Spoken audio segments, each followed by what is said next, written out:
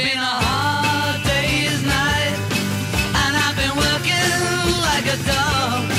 It's been a hard day's night, I should be sleeping like a log.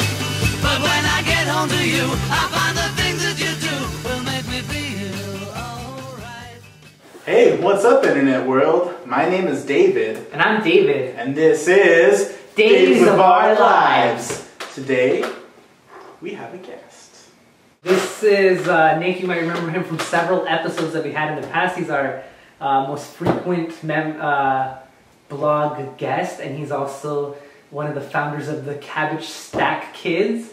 Coming this fall. Hey, do you guys want to talk about customer service? Yes! Let's talk about customer service. Yeah, I'm excited for this one. Where I work, there's always these signs when you're like in the break room. It's always like, stop taking it personal. And that's fine, I get that one. You're not taking things, people, like random strangers say to get personal. Like when they get personal, yeah, I'm gonna take it a little personal. And plus, what is a sign gonna do that says don't take it personal? Like you walk into the break room and you're like really annoyed, and you're like, fuck man, this customer is just being such a dick. And you see the sign and you're like, you know, I never thought of it that way.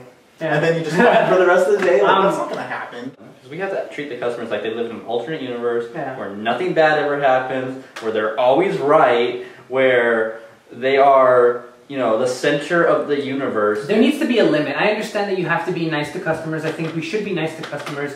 I also think that if a customer is clearly an asshole to you and you have a case against him, you should be able to respond. You know, I've actually... without the threat of your manager getting you in trouble for it. Yeah, definitely. Sometimes I'd get customers in who would be like, do you have the PS360? And you know, sometimes people make mistakes and that's fine, you know, like, not everyone knows about game systems, but when you tell them, man, there's only a PlayStation 3 or an Xbox 360. No, my nephew said it is a PlayStation 360. And you reiterate it to them multiple times and they just won't have any of it. That's when it becomes a problem. Yeah, when you're the customer, and you're like, you have no idea what you're talking about, just let me do my fucking job here. It's kind of annoying that interferes. Like, we still have, we used to have a peanut butter and jelly section like on that corner of the store. That thing got moved like as soon as I started working there. So like, it's been at least 3 years that section has not been there, and people still come in and be like, oh, you guys moved it? Yeah, 3 fucking years ago, get over it. Oh, it's like when you change the packaging on something, everyone's always like, what was wrong with the old guy? It's like, they're updating with the times, guys. Blue, not a planet. Or like price changes, people freak out about price changes. Bread used to be a nickel. Yeah, it's called inflation, buddy. Back when wages were $2 a week. It's pretty ridiculous. Customer, the prices change with the times, the packaging changes with the times, and the customers never change. Yeah, okay, the price, I bet when popcorn was 25 cents, people were still bitching. 25 cents? It used to be a nickel. Human beings. Oh my god, and it sucks because they treat you like you're profiting out of making them miserable. Right, like you, that's the worst part. It's like you personally are charging them extra and putting it into your pocket. We are getting paid minimum wage to do something we hate, and we're getting no pleasure about it, and you're actually making it more fun for us to make your lives unhappy. Dude, every time someone would trade in games at GameStop, every fucking time, don't trade in your games at GameStop. Don't. And if you do, don't bitch to the person at the counter. They don't give a fuck about what you have to say. Yeah. Every time someone were trading games at the counter, they'd look at me and they'd be like, huh, you're really making a bunch of money off of this transaction, aren't you? No. No. Then I would like, you're not allowed to say this, but again, not giving a fuck, I'd be like, no, I'm literally not making a cent off of this transaction. I don't care. You have to understand that about shitty jobs like that though. We're not making any fucking money off of it. We're making minimum wage.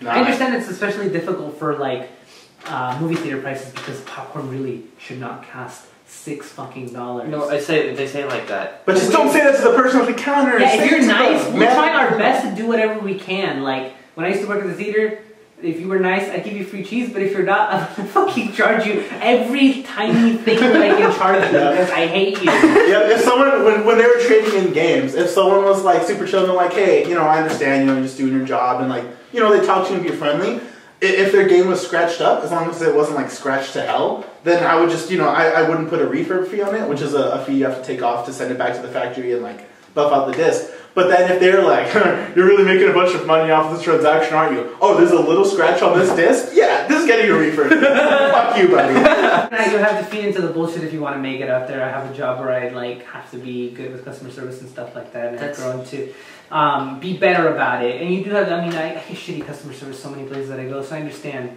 that sometimes you really do just need to have better customer service. Oh yeah, definitely. Like, it's not an excuse to say that. We're not shitting on people like that complain that...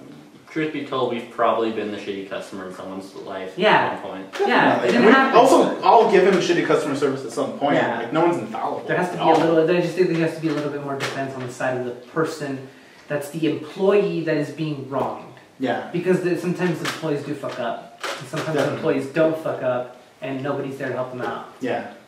It's always the people at the bottom of the ladder that just get shat all over. Yeah. Corporate wage slaves. Corporate wage slaves, man.